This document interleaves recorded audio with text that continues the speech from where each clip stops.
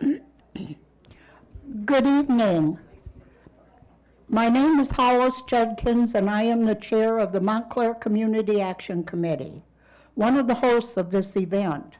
On behalf of our members, I want to welcome you here tonight for the 2010 General Municipal Election Montclair City Council Candidates Forum. The purpose of tonight's event is to help you be more informed about the candidates who are running for the 2 seats on the Montclair City Council. This forum will be organized and structured, and to help us moderate tonight, it is my pleasure to introduce a member of the Montclair Chamber of Commerce, Mr. Daniel Neal. Dan is a lifelong area resident, alumni of University of Laverne, and a respected insurance professional, having had 20 years in the insurance industry. He owns and operates the Baldy View Insurance Agency, a nationwide agency in Montclair. His special interests include family time, helping the surrounding community, and Notre Dame football. Go Fighting Irish. Dan? Thank you. My name is Dan Neal, and I'd like to welcome everybody here this evening. I'll be the moderator, and I'm going to discuss the rules and the role of myself and the timekeeper this evening. I'll be moderating the 3 segments of the forum. Candidates will make an opening statement, followed by a question and answer period, and concluding with closing statements. All segments will be timed by our timekeeper, Pat Wooten, member of the Community Action Committee. I need to mention that this forum is being taped and will be aired on Government Access Channel 3 on October 20th, 22nd, 23rd, 24th, 27th, and in case you didn't get your fill of it, November 1st. The seating arrangements have already been chosen, and as you see, the candidates are seated on the dais. Seating arrangements for candidates was determined by a random drawing earlier this evening. For opening statements, the rotation will be from west on my left to east in front of me. For closing statements, the rotations will be the reverse from east to west. During the question and answer period, the rotation, west to east, beginning with 1 person each new question. Each candidate will have the opportunity to make a 3-minute opening statement. The structure and content of the opening statements are at the discretion of the candidate. Typical opening statement may include the following: candidate's qualifications, why a candidate regards himself as the best leadership choice for the office, issues important to the candidate, and visionary comments regarding the candidate's outlook for Montclair. Incumbents may wish to highlight their public service to the community and make observations regarding the need to maintain the status quo relative to their retention. Challengers may want to make observations regarding their perceived need to change the established order. Each candidate will be advised when his opening statement is approaching the time limit and when the time is over. Each candidate should make concluding comments when the 1-minute sign is held up. After the completion of all opening comments, candidates will respond to the written questions from the audience. Questions may be addressed to the candidates only in writing. Members of the audience will have an opportunity to prepare questions during the opening comments portion this evening. Representatives from the Montclair Community Action Committee will collect the questions. Questions will be reviewed for the purpose of eliminating duplicate questions and slanderous or unacceptable language. Acceptable questions are those that are generic, unbiased, and related to the role of a city council member in Montclair. Only the moderator will address questions to the candidates.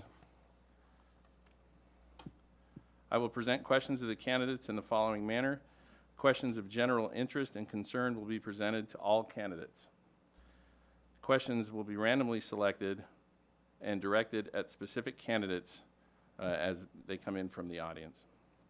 Each candidate will have 2 minutes to respond to those questions. Following the question and answer period, each candidate will have the opportunity to make a 3-minute closing statement. The structure and content of closing statements are at the discretion of each candidate. A typical closing statement may include the following: rebuttal comments, re-emphasis of a previous discussion, and the responsibility to vote. Each candidate will be advised when his closing statement is approaching the 1-minute mark, and the candidate should then make concluding comments. So we'll go ahead and begin with the segment 1. Starting here on my left, Mr. Ruhr. Yes, thank you. I am Bill Rue, and I do want to thank the Chamber of Commerce and the Community Action Committee for their involvement and support in this important civic event this evening. I am running for re-election to the Montclair City Council to continue the progress which we have made. Progress which has brought us a new youth center, senior center, and a revitalized community center. Progress which has brought us a new skate park for our youth. Progress which ensures a college education for all of our young people with our online to college program. And progress which has reduced crime rates in our community. I want to continue our prudent and solid financial management, which has made Montclair the shining star among California cities. We were the first to create a 2-tiered pension system and therefore stabilize our finances, not just now, but well into the future.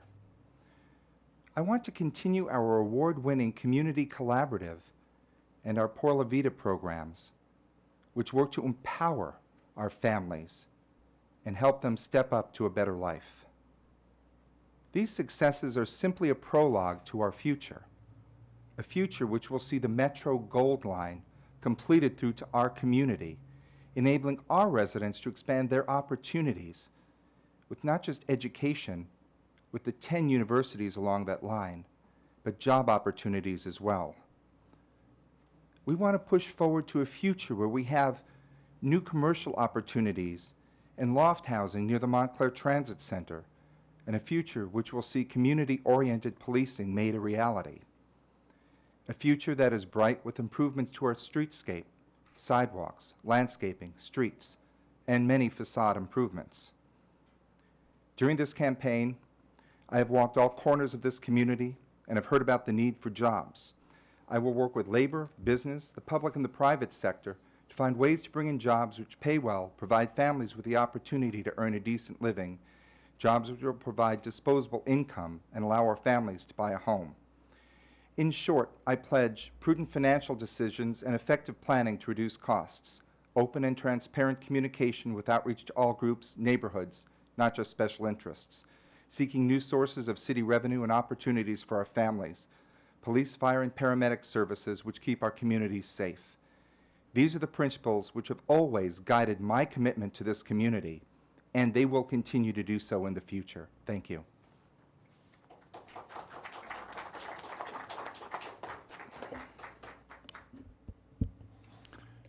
Hello, my name is Leonard Paulitz, and I want to thank the Chamber and the Community Action Committee for sponsoring this event, about 40 years now, I believe. It was October the 16th, 2002, that the last forum for this election cycle was held. At that time, my theme of the evening was Experience Counts, and Performances, Not Promises. This evening, it is still my theme for this election. It was through my experience that the zip code for all of Montclair was made possible. It was my experience that made possible the sound wall, which is an art wall on the south side of the freeway. It was experience that enabled me to obtain a $500,000 grant from AQMD towards the construction of the Ramona overpass. I do not make promises, but I do perform. Everything that gets done in the city of Montclair is a result of teamwork and leadership. I work with the majority to get things done. I know how to count to 3. At that time, at that forum 8 years ago, I said I have a vision for the next 4 years.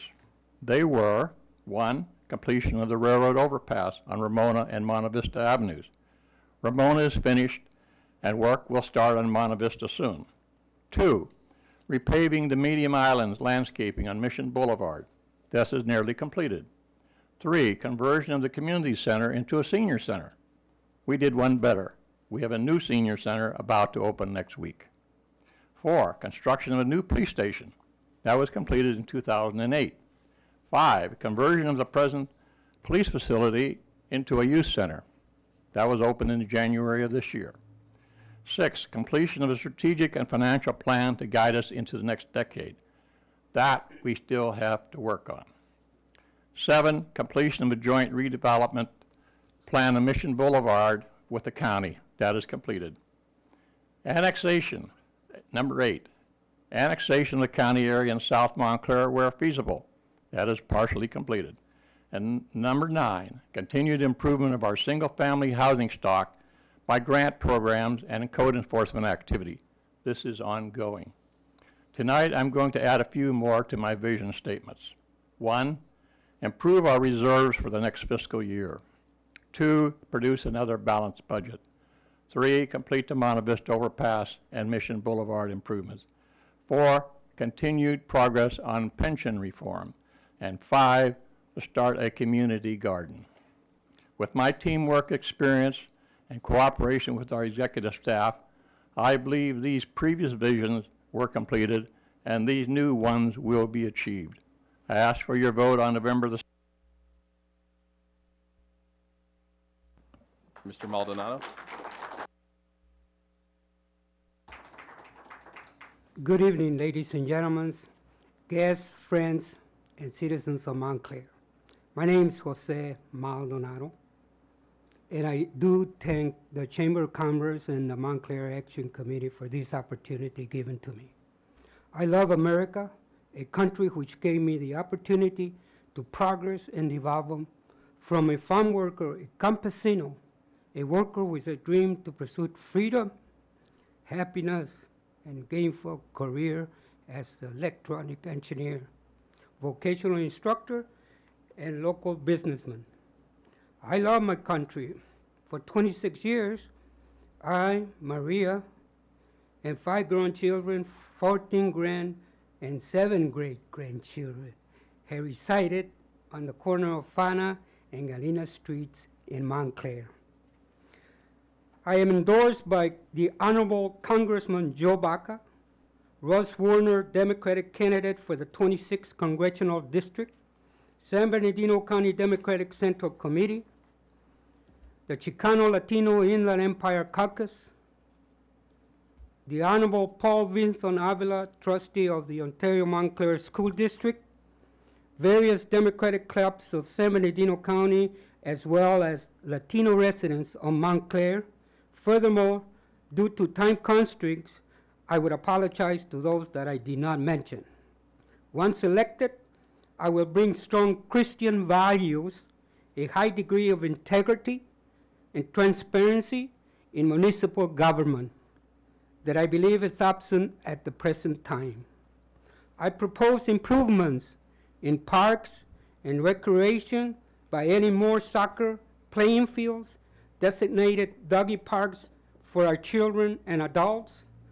I want to firmly press for improvements in our infrastructure of streets, sidewalks, lighting fixtures, especially the controversial recycled water. I also want to protect funding for the police and fire department employees. And we should not forget our disabled residents.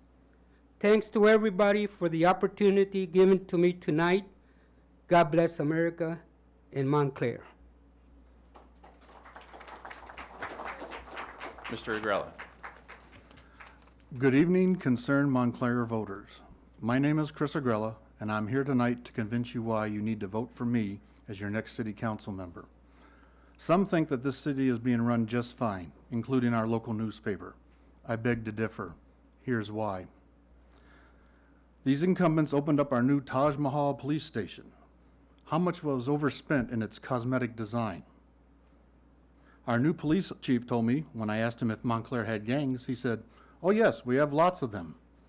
Couldn't some of that police station money have been rerouted to our gang prevention program? Oh right, we don't have one. Also this summer, this council took down the photo-enhanced traffic lights at Holton Central and on Central up by our mall. How much money did we lose on that venture? It sure wasn't resident or visitor friendly for all of our drivers, was it? And I see we're getting a brand new senior center opening just 2 weeks before this election. now that our elected politicians are seniors themselves.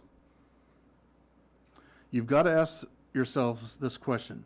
Is it a coincidence that all of these items are coming to us just months before an election? Are they trying to get your vote by impressing you? Nah, they wouldn't be doing that, would they? These are the same council members that forced our police and fire departments to make massive cuts in their budgets. In my book, that's just wrong. The police and fire budgets should be the last budgets cut, if at all.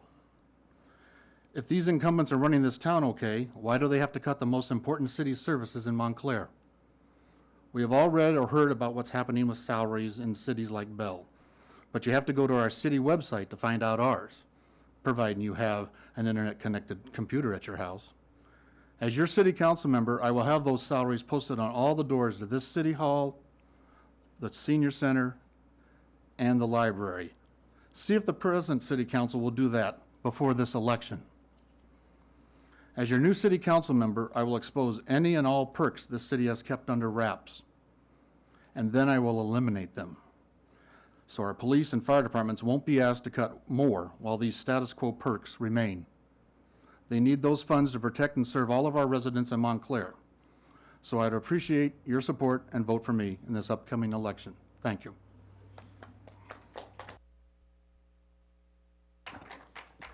Gentlemen, thank you. We'll now begin questions. Starting over on the left here, Mr. Rue. What can Montclair do to improve the conditions in residential neighborhoods to eliminate blight?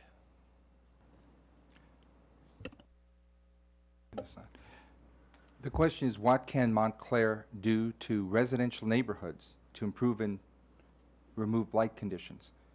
Yes. We're making great strides in that direction. We have our exterior home improvement program, in which residents are able to obtain a grant from the city, which will allow them to... That's okay. I thought maybe I'd said something wrong. Which will allow them to make those improvements, paint, landscape, do those type of things on their home. That's a start. We've been aggressively going out in neighborhoods, working with code enforcement, working with neighborhoods to see what needs to be done and to make those improvements. Thank you. Thank you. Mr. Politz, same question. What can Montclair do to improve the conditions in residential neighborhoods to eliminate blight? Well, I will probably reiterate what Councilman Rue has said. We do have a unusual grant program that if you're qualified financially, you can get your house painted, you can get the lawn improvements, you can get sod improvements, you can get irrigation systems. We also have in the apartment areas, the foundation areas, which we won a prize about 10 years ago for that effort. And we have vigorous code enforcement. That's one of the things that I have maintained ever since I've been on council, that if our housing stock is not kept up, the plaza would go down the tubes, because people will not drive through a residential area that has boarded up, high grass and all that stuff. And I have been a vigorous proponent of code enforcement. Thank you. Mr. Maldonado. That's a very good question there, because I live in those houses in the residential areas. And I believe we have been neglected, and that's why I'm here. I will do everything in my power to shift monies or funds around with the budget that we have and apply those monies to the redevelopment or combine them to upgrade houses and streets and sidewalks that are being deteriorated. Some of these people can't afford even to paint their houses. Some of them are unemployed. Some of them, they cut their wages back. Their hours, they need help. That's why I'm here. I will do everything possible in my power to do that. Thank you. Mr. Agrella? While code enforcement is good, it's just telling you better fix it or we're going to cite you. I would rather see our community get involved with our groups of youth, our Boy Scout troops, our other community groups, and have the kids help and pitch in. They learn what a nice house is supposed to look like. They can fix it.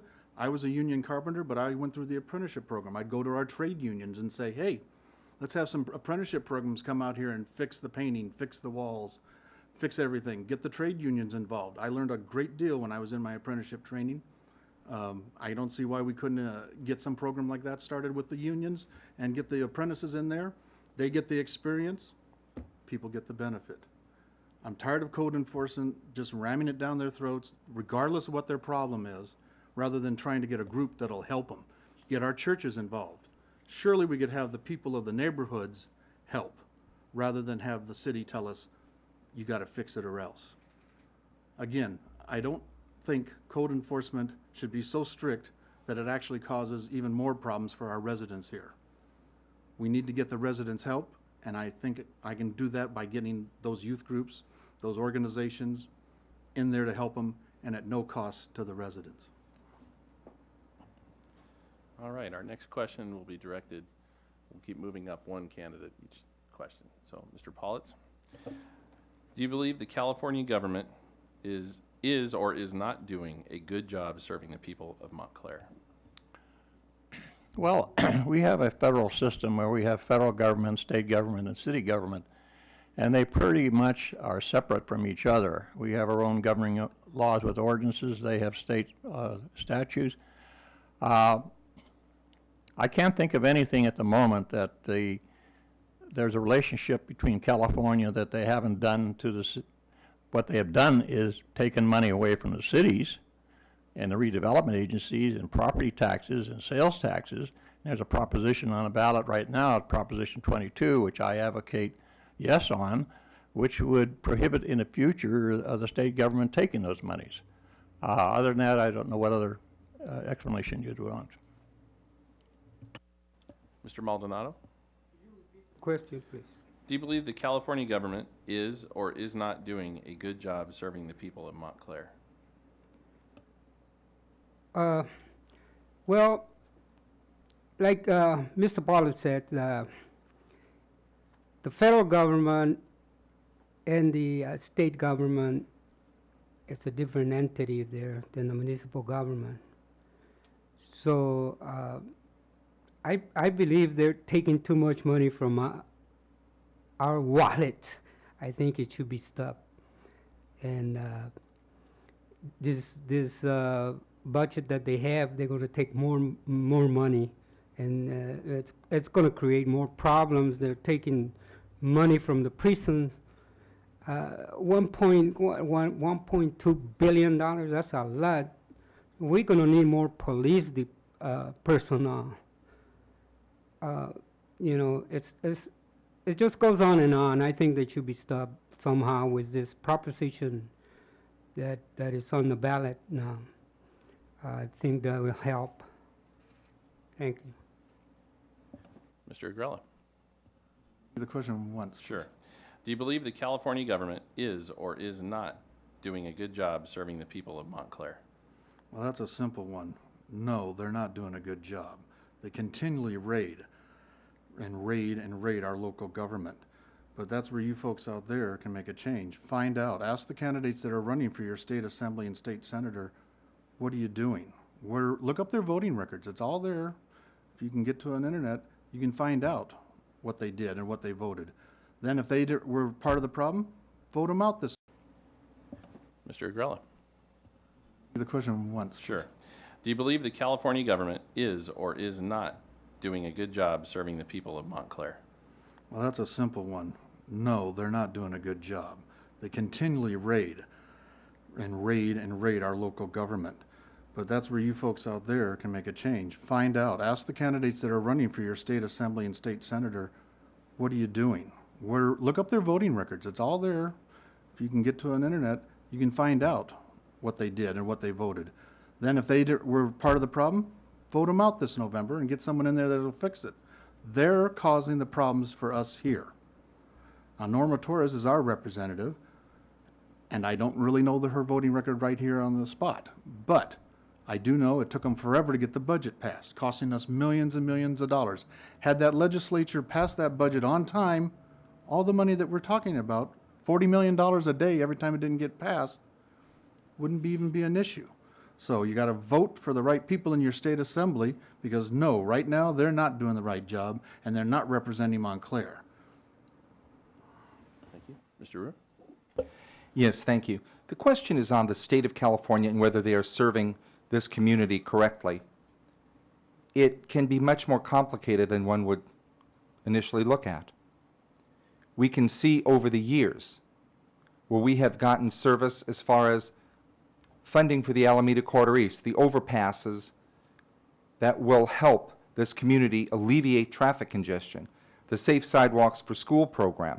We've been able to get money in this community for the Gold Line. We've been able to get money for other projects. In that sense, the state has served us well. But at the same time that we've been able to get this money, they've continued to raid the coffers, not just of this city, but of every local government throughout the state of California. This is money that's earned locally. This is money that we generate. This is money that everybody in this room, when you shop this city, that's a portion of your money that should be coming back here that is not coming back here. So in that sense, no, they haven't. And we cannot continue to have a system in this state where they take and steal from local governments so that they can turn around and fund other programs in the state of California and then tell the locals, you have a mandate to do X, Y, or Z, go do it. We then say to them, where do we get the money? And the response is, well, you just figure it out. That has to stop. So no, in that sense, they have not served us well. Thank you. Question here is, what is a common law city or a general law city, and should Montclair change? I don't think Montclair should change. Charter cities are different than common law. Common law, we're supposed to abide by the law of the cities and the state regulations. So it's where charter, you have the city council doing different things, different actions, if you will. Thank you. Moving on to Mr. Agrella. The quick, Sure. What is a common law city or general law city, should Montclair change? well, I'll be honest with all you folks out there. I haven't read the difference between the two. So I don't want to make false statements without knowing what I'm talking about. Unlike some of our politicians who pass bills left and right, city councils that pass things with no good public comment, no good advertising about it. I don't really know the difference, but I'll look it up. Right now, I know that the charter city over in Bell, that didn't work out too well, where they could just pass stuff off and you guys didn't even know about it. But like I said, I'm not a career politician. That's why I'm running for this job. I'll learn the ropes, just like when I was an apprentice carpenter. I didn't know the difference between a green sinker and green board, but they taught me well, and I'll learn. I've run jobs, I've done budgets, I've inspected schools for over 22 years. I have a strong construction background and a strong background with the food industry also. So when it comes to finding out, I'll get those definitions, and then I'll decide what we've been doing as is and what we haven't. And then if what we've been doing is good, fine, we'll keep it. If what we haven't been doing isn't so good, I'll see about changing that. But until I know the issues, I don't vote on anything. That's what's wrong with our politicians today. They skim over them and vote yes or no. I won't do that, and therefore my answer for this question. Thank you. Mr. Ruhr? Yes, the question is regarding whether Montclair, as a general law city, which is how we were incorporated, how we maintain and continue to be, should change over to a charter city. And no, I would not favor us changing to a charter city. In a general law city, we are governed by statutes and regulations that have been promulgated over the years through the State of California, the Civil Code, and the Constitution of the State of California. When you become a charter city, you begin to set your own rules. There is no oversight. That is exactly why Bell and many other cities got into trouble. They changed from a general law to a charter city. The charter city allowed them to do things that were outside the scope of the California Constitution to create, in essence, their own mini-government. And I would not ever propose that. When the residents of this community voted in 1956 to incorporate, they decided it should be a general law city. Since then, we have operated well as a general law city. And I think and would wholly hope that we remain as a general law city. I can see no benefit to us by becoming a charter city. Thank you. Thank you. And the same question to Mr. Politz, please. The only thing I'm going to add to what Councilman Rue said was that there is no such thing as a common law city. There is a general law city and there's a charter cities. And it was already alluded to that Bell became a charter city, and that's when all the mischief started. And some of the charter cities operate well, but others are kind of dysfunctional. Some of them have elections by districts, and they're always infighting and so forth. I'm glad we are just a general law city, and we abide by all the rules. And that's it. Thank you. And the next question will start with Mr. Agrella. At least you won't have to repeat the question. Yeah, there we go. What is your understanding of, excuse me one second, what is your understanding of a redevelopment agency in Montclair, and how has it been currently working? Should Montclair continue to have a redevelopment agency? Well, if the redevelopment agency is responsible for getting things done in our communities, we need to step it up. I've lived in the Pomona Valley since 1965. I was here before the Pomona Freeway was. I grew up in Pomona, graduated at Gary High, and so I've seen this whole area. I can remember, I went to the Valley Drive-In with the neon lights when it was still up on the corner of Holton and Central. Our redevelopment agency, if they're the ones that are responsible for some of the things that are lacking in this town, then I'm going to get that changed.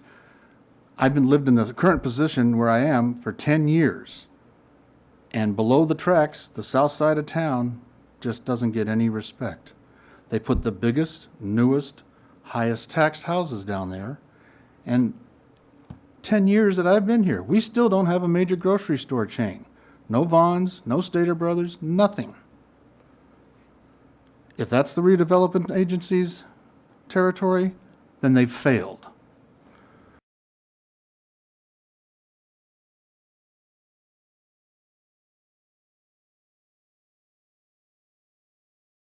We have a Little League park next to Ramona School that has been there since my daughter bought her house on Wesley in 1980s. Hasn't had any improvements there. Maybe that's Parks and Recreation, maybe it's the redevelopment agency. I see a lot of things like up there by our Montclair Plaza where we've got that huge piece of property. It's been vacant for forever. What's the redevelopment agency doing with that? Nothing. I see a lot of areas that are blight. Talk about blight and code enforcement. We got some blight in the vacant lots, and the city's not doing anything about it.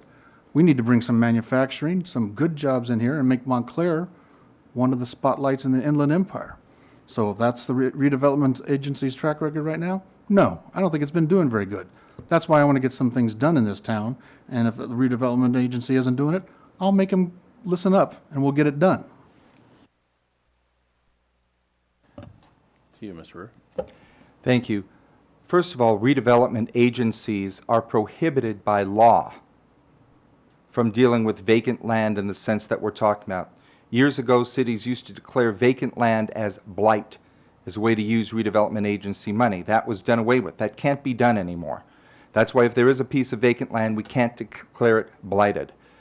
Redevelopment agencies are structured under laws of the state of California that clearly define what they can and cannot do. They are structured in a way that you outline boundaries of the neighborhoods or areas that will be taken in by that redevelopment agency. The money that is generated, the tax increment in there, when you put the project in, that tax increment goes back to help fund those improvements in that area and that area alone. You cannot take from redevelopment area 1 and use it in redevelopment area 5. It will sunset when those monies run out. So it's very specific on what we can and cannot do with that. Over the years, Montclair has been fortunate that we have been able to have a redevelopment area. It's enabled us to make improvements in streets and sidewalks, for instance, near the Montclair Plaza. It has enabled us to make many improvements throughout this community. As an aside, many people talk about supermarkets. We can't bring in supermarkets sheerly through redevelopment. None of the supermarkets will go within 5 miles of another supermarket. They've tried. They won't do it. But redevelopment can't bring that in. We simply have to work with the boundaries and work to get businesses into those areas that will generate tax increments so that can be put back into that area to fund more improvements. Thank you. Mr. Paulitz. Thank you. The redevelopment agency uses the tax increment over and above the level that they declare when a redevelopment area is developed. And that increased in property taxes is the only thing that goes into redevelopment agency. The rest of the property tax goes to the general fund of the state and school districts. We have made a very good use of a lot of the money that went into the overpass, the Ramon overpass, some of the money that went into the graffiti, some of the money that went into the nonprofit housing, as you see on Mills. Some of those monies were redevelopment monies. We didn't have it in the general fund. And redevelopment has been basically a blessing to Montclair over all of these years. And I'm proud of our redevelopment agency. And Mr. Maldonado. Yes, I always thought redevelopment agency, all that money was going to blighted areas. I think my neighborhood is blighted. As Mr. Aguila says, his neighborhood is blighted too. North of the 10 freeway is blighted. Everything is being blighted now. Something has to be done, has to be changed. I'm with Mr. Aguila. I think we should change it somehow, some way. And I'm saying, where there's a will, there's a way. We have to look at it very carefully. Because people, residents of Montclair, are not going to stand for this anymore. Thank you. Thank you. All righty, moving on to our next question. Back to Mr. Rue. If elected or re-elected, what would you like to accomplish in your first 100 days, and how would you try to accomplish it? The question is, if elected or re-elected, what would I want to accomplish in my first 100 days? I believe that in my first 100 days, I would really want to look at how we can get a community-oriented policing program made a reality here in the city of Montclair. It's going to mean looking at all of our budgets. It's going to mean working with the police department as well as the community.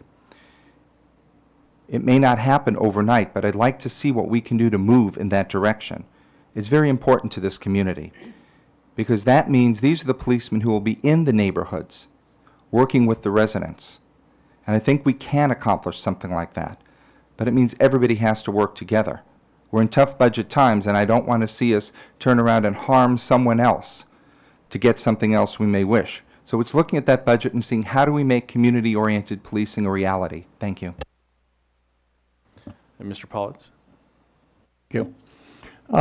If I were reelected, one of the first things would happen in 100 days is a mid-year budget review, which was started by myself about 20 years ago when I found out that we went from budget year to budget year, July to July, without really knowing what was happening in between. So one of the first things we would do in the first 100 days is have the mid-year budget review in February and see where we're at. We also need to look forward to the budget year 2011 to 2012 to see how our revenue is coming in or how our expenditures are doing.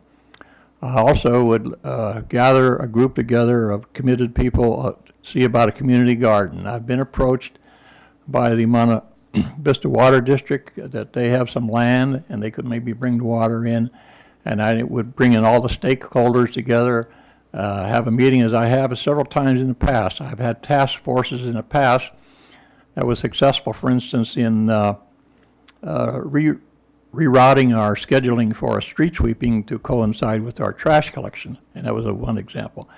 And I would also reevaluate and strengthen our code enforcement in the future. Thank you. Mr. Maldonado? Yes. First thing I would do, I would have meetings in every neighborhood every month with the city council there, listening to the concerns of the residents. I have walked Montclair for the past 2 months, and I have talked to the residents. There's a lot of concerns and a lot of complaints out there. So yes, I would put that first there. Then after that, I will look at the budget and very carefully look at everything. Cars, vehicles, salary, wages, how much they get paid on that position. Put it all out in the open so people can understand where that money is going. Thank you. Thank you. Mr. Agrella? Well, like I stated earlier, if they don't put the salaries of what everyone's earning out here on the front doors, when you elect me, it'll be out there the next day. Also, we've got to come to terms with our youth out here.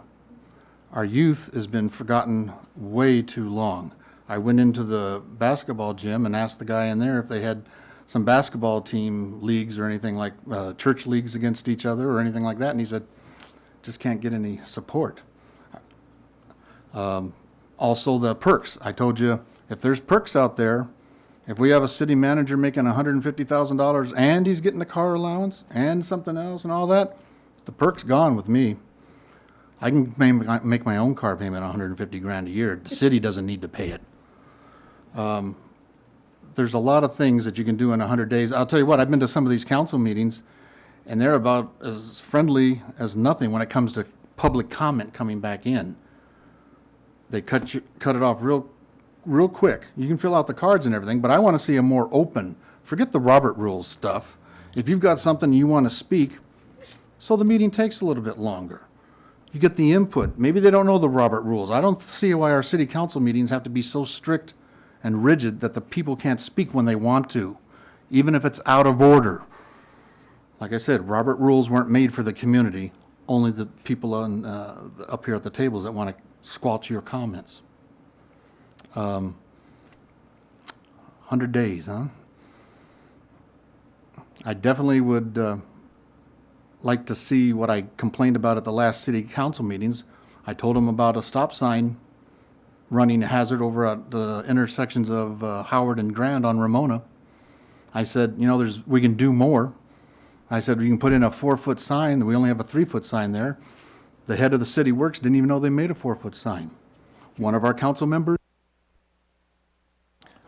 Thank you. All right, this next question will start with Mr. Politz. What is the financial status budget of the city, and what changes would you make if needed? Well, we have a published, and it's open to the public. Our budget is open. If they want to come in to City Hall and say, I want to see a copy of the budget, they can. There's a budget for the redevelopment agency, there's a budget for the city council, or city of Montclair, and there's a budget for the housing authority. When we look at it, we evaluate, and most of the time the staff does excellent staff work in that they prepare the budgets and they try to be equal to all the departments, and I think they try to be as fair as possible. I don't know what else you would say that other than when we get the documents, we look them over, we make any comments that are pertinent, we make some minor changes. But at mid-year budget review is where we really overhaul and we make some changes to the revenue is not high enough. We said, well, okay, we can't spend as much, or we ask departments to bring money back into the next fiscal year. Thank you. Mr. Maldonado? Yes. You know, I've been looking at this budget they gave me. It says fiscal years 2009 and 2010. And one item, well, there's a lot of items here that stick out, But the one that sticks out the most is park development. It says here $13,200. That's less than my Mitsubishi cost. Another item here is community development block grant, $43,150. And then I go into city council salary and benefits and perks and all of that, and it's $319,000. I say, well, something's wrong here. We're gonna have to look at the budget completely, all the funds, revenue coming in and money going out with a microscope and see where that money is at and where we're supposed to put it. Thank you. Thank you. Mr. Agrella, I want to repeat it just so Sure. I get it right. what's the financial status of the city, and what changes would you make if needed? Well, I believe if my memory serves me right, our last city budget balance was $31 million. So the figures Mr. Maldonado raised for certain departments and items was really quite small. 33 million, whatever it is, for 36,000 residents is almost $800 or $900 per man, woman, and child. Are you getting your money's worth, folks, for your city taxes? Does it look like you're getting that much? You know how many people are in your house? Some of you live alone, some too. Well, it's maybe not that much, but are you still getting your money's worth? That's what you have to do with this budget. And sometimes these budgets, when you get the official forms, it's gobbledygook from a CPA, certified public accountant. You can't make heads or tails out of it. Simplicity. I have a philosophy. Keep it simple, stupid. You kiss it. If the common folk and the residents out here can't figure it out, then you have to make it easy and understandable for the residents. That's why you vote for the person running the city council, so you know that they'll be able to understand what you're doing. I'm looking at the budget that he's got over here, and yeah. And basically, yeah, there's some real low figures. OCJP fund, 0. What's that? I hate initials. Tell me what the heck the fund is. Don't put a bunch of, in the LLE block grant, 0. Some of them you can figure out. EMS paramedic. I just found out that we can get paramedic service for $24 a month, and that way you don't have to pay a $100 ambulance bill when they come out. Now, they said they sent it out in that nice brochure that you get. They didn't headline it enough for me to see it. Things like this. Make the public aware that they don't have to spend that much. I signed up for that, thank you. But when it comes to budgets, it's got to be plain and simple for all the residents to understand, so they can tell you, that doesn't seem like enough, or you're spending way too much there. That's what I'll do when it comes to budget analysis. Mr. Rue? Turn on the microphone. Yes, we have a very strong budget in this city. We've managed to balance this budget every year. When you look at the budget, many of these items are fixed cost items. There's a cost to electricity to run the city. There's a cost to maintain automobiles for the police department, a cost to maintain fire trucks. You need gasoline for those fire trucks. You need to be able to sweep the streets every week, which we do, and the equipment costs money and takes money to maintain. But when you look at the budget and really break it down, 60% of our budget goes to public safety. 60%. Our police ratios, we have 1.3 policemen for every 1,000 residents. That's higher than it's higher than any city that surrounds us, and higher than many of the cities that move beyond that. We've spent a lot of time to try to get a balanced budget. As we do, we have a mid-year budget review that looks at that. And yes, it's open to the public. The public is invited to those sessions. All of these acronyms are clearly defined in the budget. It lays it out in black and white what is there.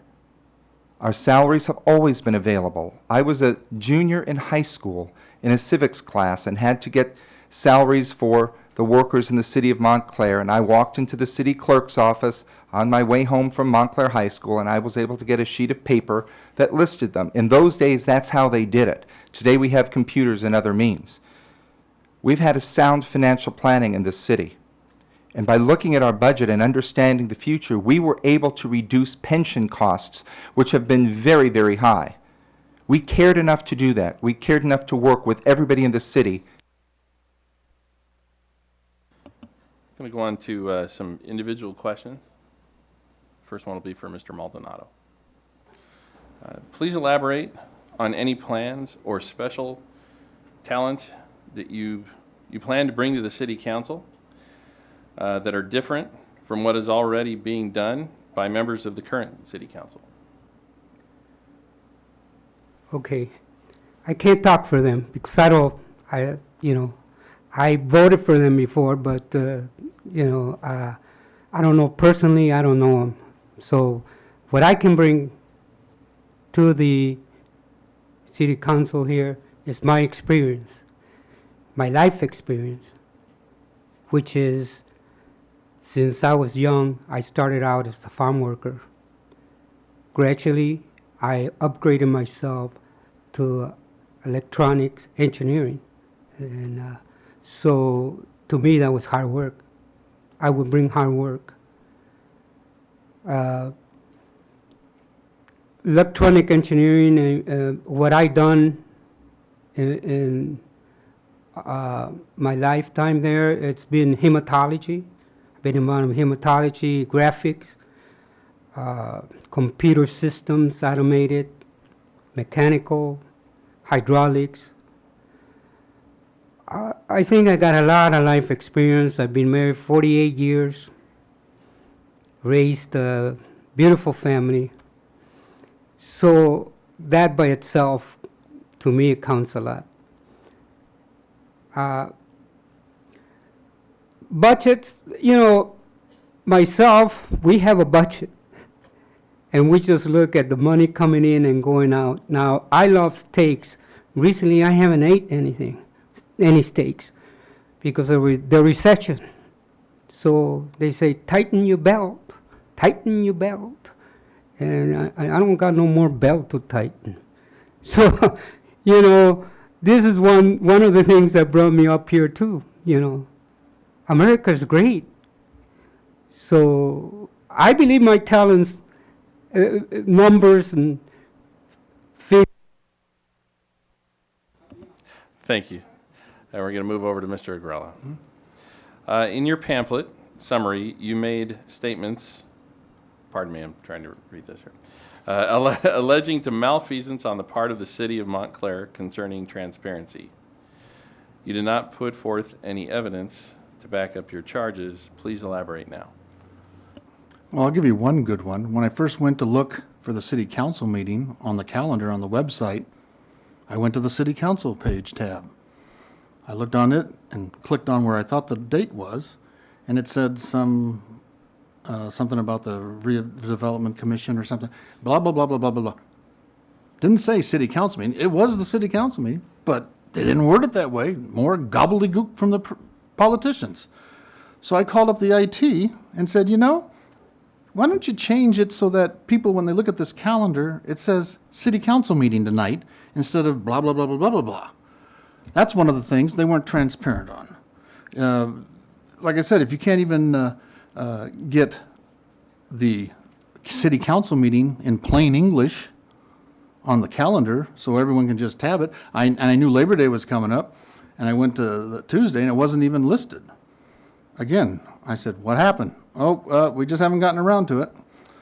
So the transparency, if you'll notice, I have my cell phone number and will, when elected, have my cell phone number on for anyone in the city that wants to call me up. Do you have the cell phone numbers of these incumbents? That's what I'll do with transparency. They don't. They're not that transparent. I will be more transparent. And like I said, that's why I want you to vote for me this coming Tuesday, November 2nd. Thank you. Mr. Rue. Question for you is, how would you encourage new business to move here and remain in the city of Montclair And what would you do to see that the future for the business community, what would you do to see the future of the business community over the next few years? Thank you. The business community is very important to me. This community relies heavily on our business community. I already have a strong record with the business community. One of the things I did in working with the business community is to be able to get the banner ordinances changed to allow the businesses to put for a longer period of time what their specialties are, their hours of operation. This is more business friendly. We're able to reduce some of the regulations. But what I want to do is work with, not against, the business community. Pull together a group that is labor and business together, the public and the private sector. Let's look at the jobs that we can bring here in the future. There's a report that was out last year, Skills to Compete, jobs that have little chance of being sent overseas, that can be done with 2 years at Chaffey College or any other community college and pay $80,000 to $100,000 a year. These are jobs that are sheet metal fabricators, diesel engine mechanics, jet engine mechanics. We need to sit down with those industries, and we have already been doing that, to see what we can do to bring them to this community. We've already looked at ways to change some of our regulations. We've done that with our mixed-use projects we're looking at with the Gold Line area and the Metro Transit Center, to bring them in and reduce our burdensome regulations, reduce some of the zoning requirements so we can get business here in this city. Recently, I worked with someone who was involved with the Subway sandwiches. They were having a problem here in the city. We not only got it worked out, they're going to stay here, and there's a potential that they may expand in this city. This is positive. We've got to continue to do that.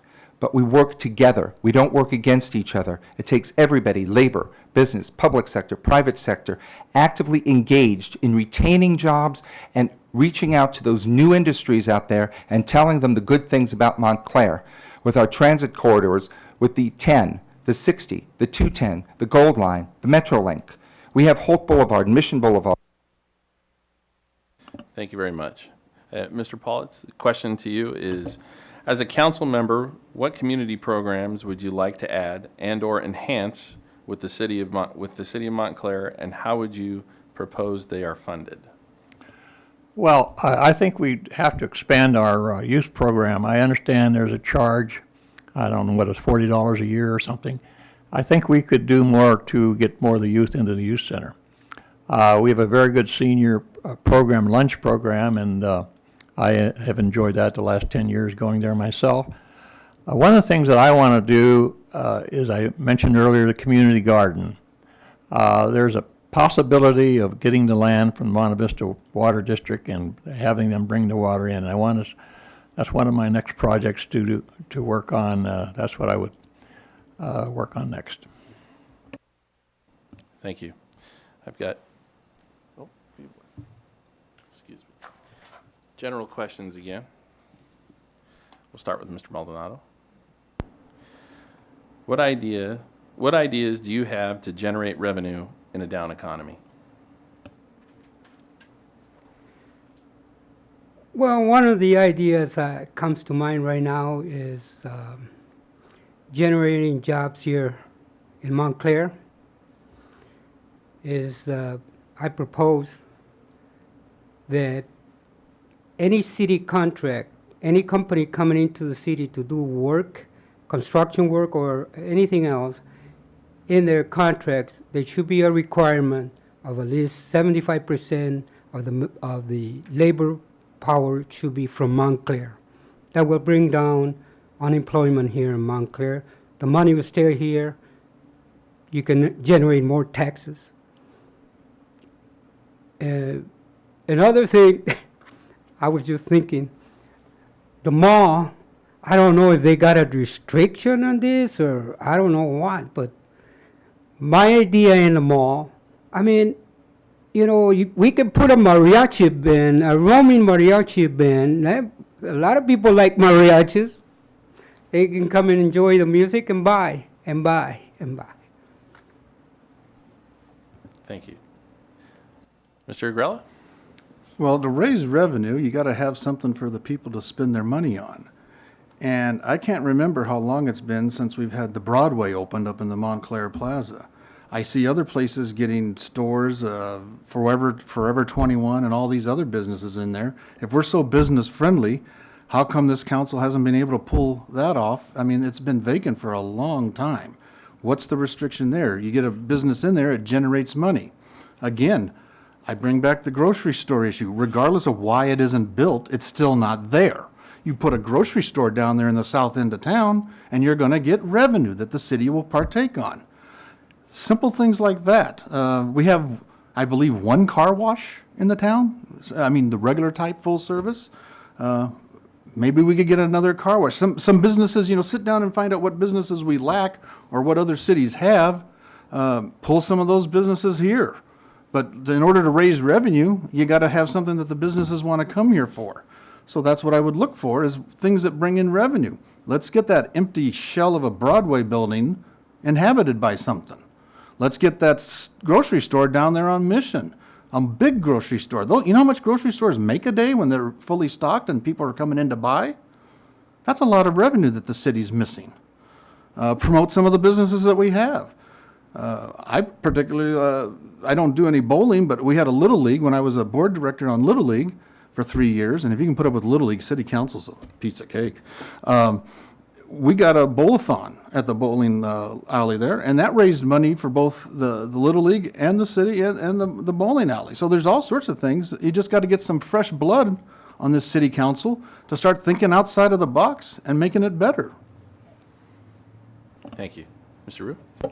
Yes, we're talking about revenue into the city. Revenue is derived by sales tax. We know that most items in grocery stores are not taxable items, so therefore they don't bring direct revenue into the city. Nonetheless, we have been working towards bringing in more revenue into this city. In the next few years, we're going to see some commercial development in the North Montclair area directly related to the transit center. Some of this will be housing. That housing will bring in property tax to this city.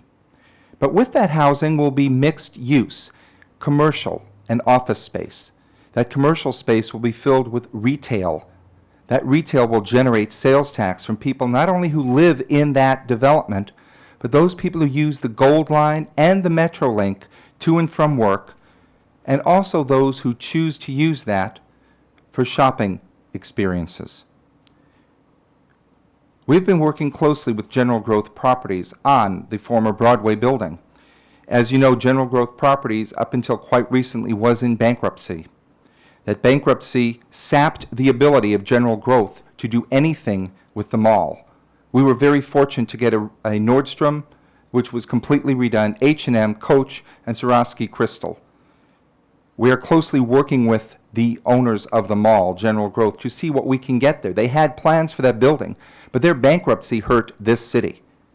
Nonetheless, the mall is going strong, and we're working on other revenue opportunities in this community. The expansion in the Montclair area north is going to be tremendous once the Gold Line comes through here, and we're looking in advance of that. We don't want to wait till it's here. We're putting those opportunities now. Thank you. And Mr. Politz?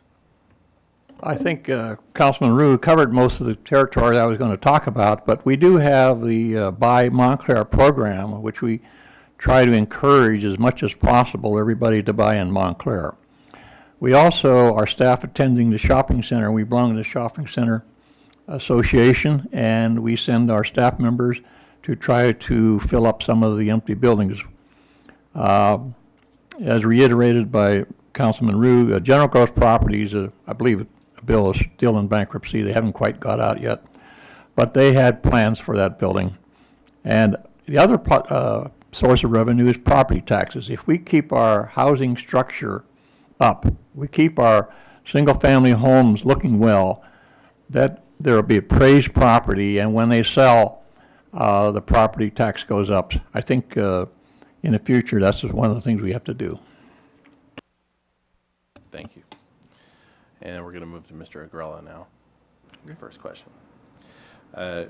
What is the role of a council member in representing the interests of the community? Well, in my book, it's about our youth, it's about city services, it's about having a town that you're proud of. We only have 5.5 square miles, and yet we still have gangs here. Why can't we eradicate the gangs? Why can't a small town of 36,000, they want to promote this as a small town atmosphere. Well, I've been to small towns. They don't have gangs.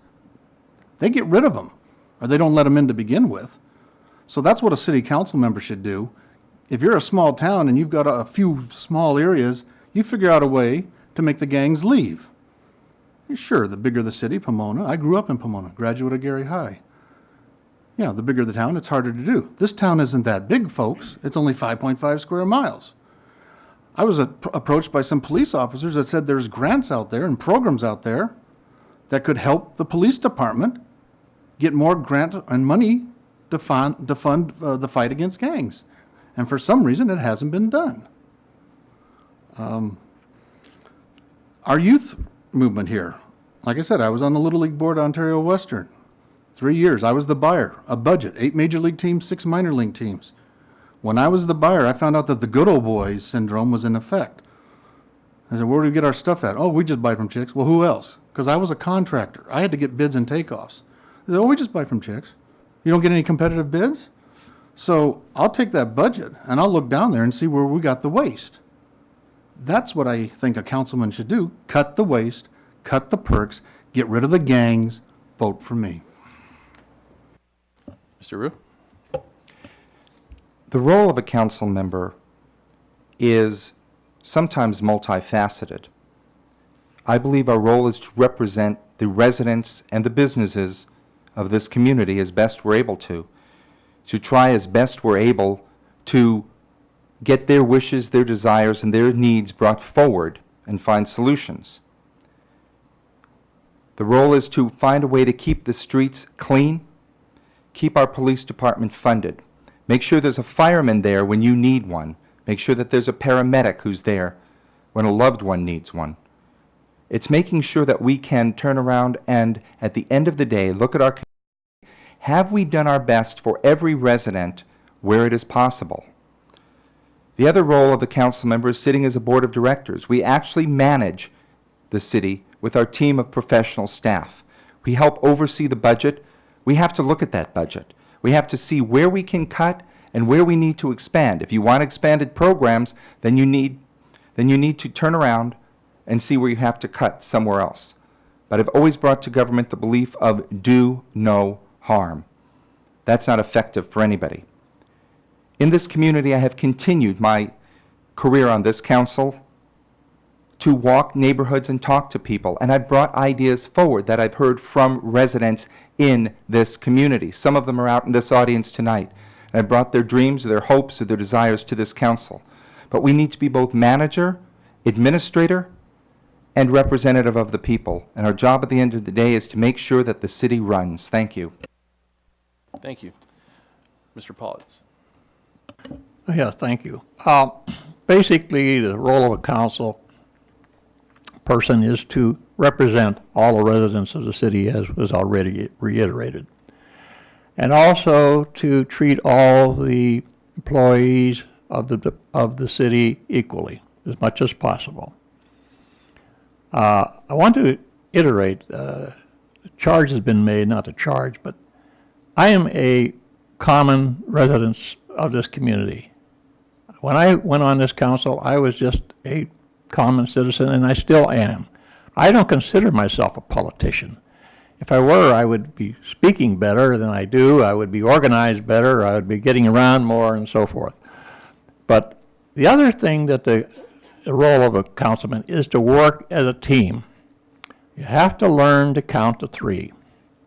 You can't come in there as a bulldozer and says, I'm going to do this or that. For instance, the councilman says that the first day he would list all the salaries on a bulletin board. Okay, he can make that suggestion, but if the other 2 people don't agree, it will not get done. You have to learn to get along, to be cooperation as a team, to show some leadership, and I think that's the role of the council person. Thank you. Mr. Maldonado? Yes, I'm not a politician either. I'm just a simple man, retired, with a family. And as far as the role of the city council, this I'm going to have to learn. But basically, I would think that they should pay attention to the residents of Montclair. They should listen to their complaints and concerns.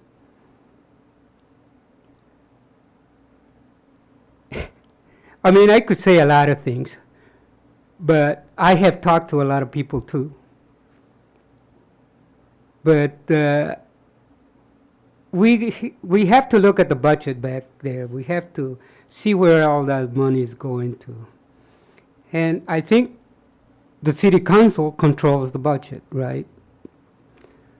I think they control the salaries of all the employees of the city. I think they control the redevelopment agency. I think they control everything. So it's very hard for me to say, you know, right now exactly what is the role of the city council.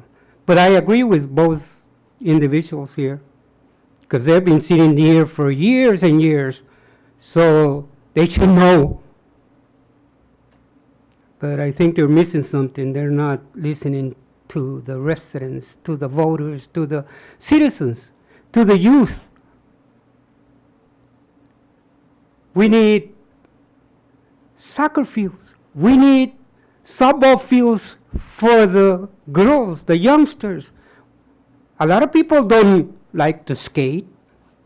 A lot of people don't want to go to the play. Thank you. We're going to go back to Mr. Rue.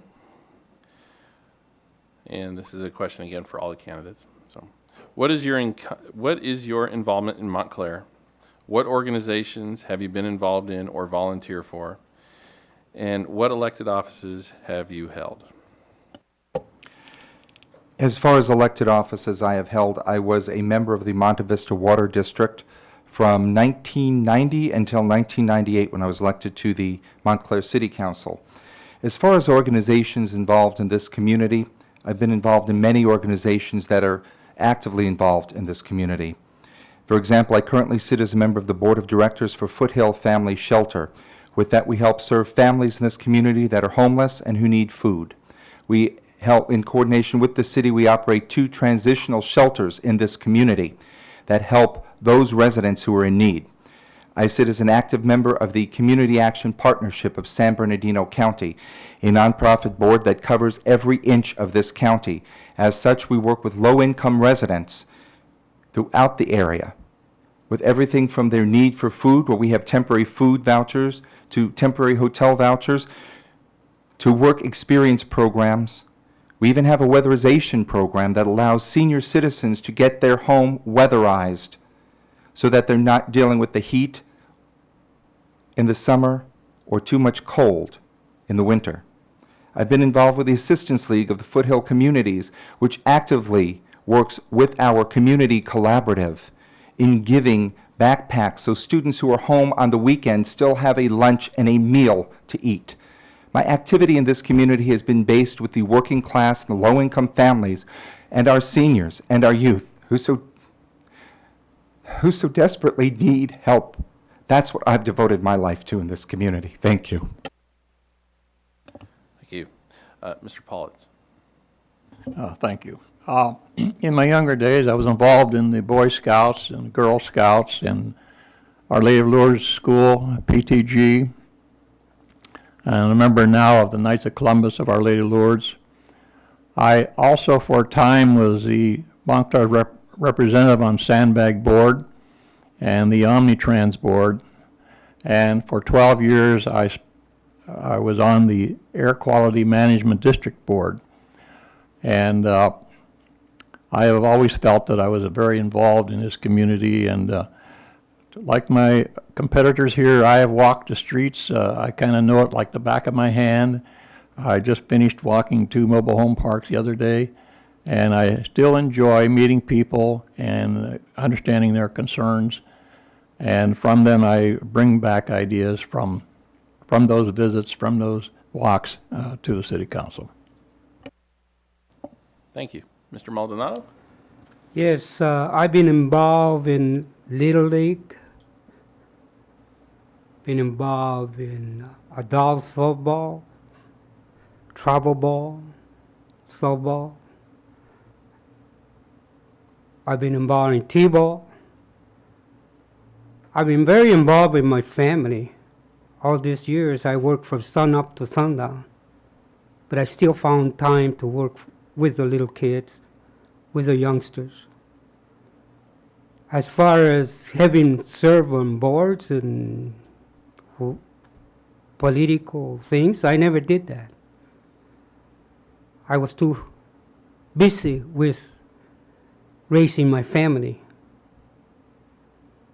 And that is hard work when you're too busy raising your family. You don't have time to serve on boards and committees and whatever have you. Now I'm retired, and now I do have the time, and that's why I'm getting involved. So I'm joining all the political committees and whatever I can, because I know that it's needed. My person is needed for these people to upgrade their quality of life. Thank you. Mr. Agrella? Well, like Mr. Maldonado, until recently, I was pretty active doing work. I have been a Boy Scout, patrol leader of Troop 108 in Pomona, the patrol leader of the Tigers, so I know what the Boy Scouts can do. I could enhance that here in Montclair. I don't feel we have enough of it. I was on junior achievement in high school, learned how a business operated, Profits Unlimited. We came in second out of all the teams. I was held over in Pomona. As I mentioned earlier, I was on the Ontario Western Little League board, and when you see all the involvement with youth there, I'm a very big youth promoter, and I think we can do better in this city. My wife is handicapped. She's in an electric wheelchair. She cannot walk. I'm her caregiver, unofficially. I take a lot of time with that, but recently things have eased up to the point where I can and want to give back to the community all of my 56 years of experience on this planet. I've seen the good, the bad, and the ugly. I want to get rid of the bad and the ugly here in Montclair and just bring on the good. Thank you very much. With that, we're going to step into the final segment of this evening and the closing statements. So, Mr. Agrella, take a deep breath because you're the lucky gentleman that gets to go again. Some of you may know that we have a current traffic mess at the intersection of Mission and Central if you go down that way.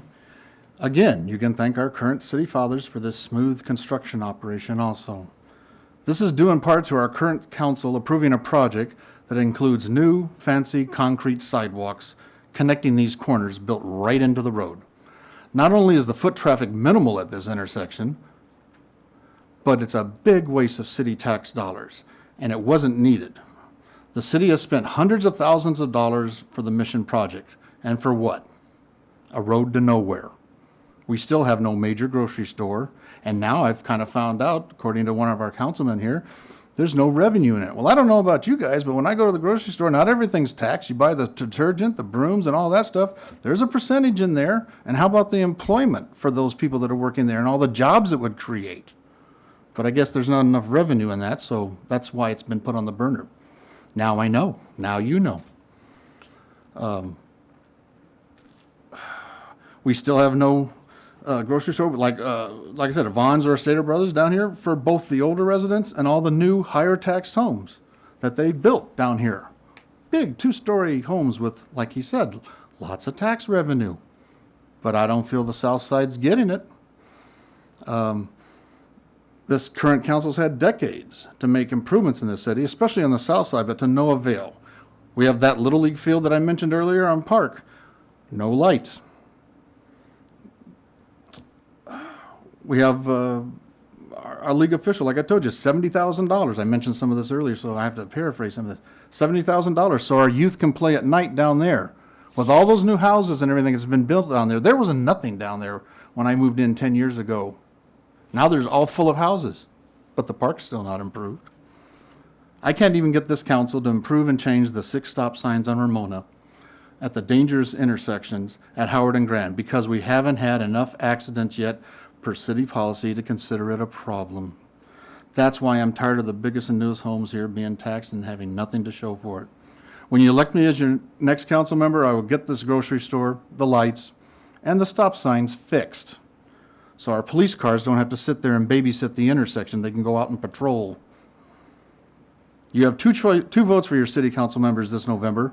Please cast one of your votes for me so all the residents of this city are heard. Thank you. Thank you, Mr. Grella. Mr. Maldonado. I'm going to start out by saying where there is a will, there is a way. All my answers and proposals were based on the City of Montclair 2009-2010 budget. Now I will draw your attention to the graphics to the left of me before the lady covered them up. I'm sorry, we're not allowed to do that. Nobody told me about this. Other restrictions. Sorry. But it's a graph of the budget. So, as you can see, monies from funds can be shifted around. To accomplish this shifting, we need to look very closely at regulations, restrictions, and limitations of these funds. We need to work very hard to secure state and federal monies. After all, it is our money. Plus, the economy is looking better. If you have any questions, suggestions, or concerns, please feel free to contact me at 909-625-3791. Email electmaldonado@gmail.com, www.maldonado4citycouncil.com, or stop by at 10157 Galena, Montclair. You can check out my neighborhood and you know what I'm talking about. I will close with this quote from one of my most inspirational presidents, John F. Kennedy. It is not what your country can do for you, it's what you can do for your country.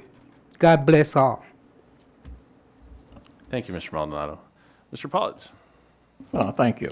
I had not prepared any written comments for the closing statement. I thought I would listen to everybody and I could develop what I wanted in my own mind. I came to this community in 1960 and I resolved that I would give something back to this community since my 6 children were going to go to school here, be raised, and move on. And I have done that. I'm going to make it very short. I'm just saying you should honor experience. You should realize that a team that is together is going to be the team that's going to move forward, and you should vote for continuity in this November the 2nd election, and please vote for me. Thank you. Thank you very much, Mr. Politz. And Mr. Rue. Yes, thank you. I am a lifetime resident of this community, a product of this community and by this community. My mother reared 5 children alone. I know what it's like to struggle, to dream, and to achieve success. I am the first in my family to graduate from high school, right here at Montclair High School. I am the first in my family to graduate from college, the University of Laverne. This is proof that a strong family environment, good value, and lots of hard work can still pay off. I chose to enter public service as I was taught from an early age that your public service is the rent you pay for the space you take up on earth, the way to give back. Right now, California and indeed all of our communities are facing some of their biggest challenges in 70 years. To confront those challenges, we don't need people who require on-the-job training or getting up to speed on the learning curve or getting to know the issues. We need experience to continue to push us forward. I have that experience earned by a lifetime of service to this community. I am supported by Democrats and Republicans and independents, liberals and conservatives and moderates. I'm supported by law enforcement and teachers, business and labor, as well as many elected officials. I have established relationships with representatives in Sacramento and Washington, D.C. Those relationships help us obtain federal and state money. Most importantly, I'm supported by the families which make up our community. They realize that to fulfill our destiny, we will not be divided and subdivided into groups along lines of race, creed, or nationality. They realize that we are one community, one people, all deserving of respect, dignity, and equality. It is that simple. It is that profound. They know, along with me, that our best days are not behind us, but stretch out before us in a golden dawn that comes with each new day. I ask you on November 2nd to vote for someone who will continue to unite this community, who will work for the good of everyone who calls Montclair home, and most importantly, to vote for someone who has been tried and tested, someone with experience. I ask you to vote for me, to vote for Bill Rue, Montclair City Council. Good night. Thank you to everybody here, and God bless all of your families. That will conclude our candidates forum, and I'd like to take the opportunity to thank each and every one of you. Thank you very much for just throwing your hats into the ring. You're all to be commended for that. I'd like to thank our audience for your questions and everybody for their attendance. I'd like to remind everybody to be sure and vote coming up in November. And the candidates forum is hosted by Montclair Community Action Committee and the Montclair Chamber of Commerce.